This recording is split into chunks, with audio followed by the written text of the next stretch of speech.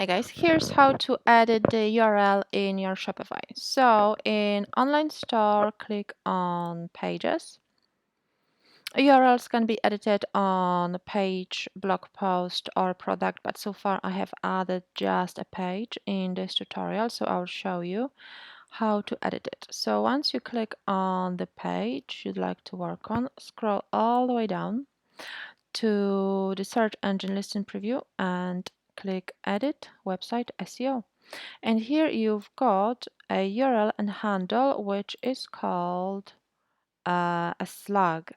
So you can edit, you can delete the last section and edit the word. For example, contact us, add a dash between each word because this is the right formatting of the URL.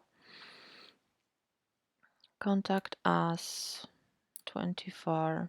I don't know, 24, I'm not sure if I can add dash in URL.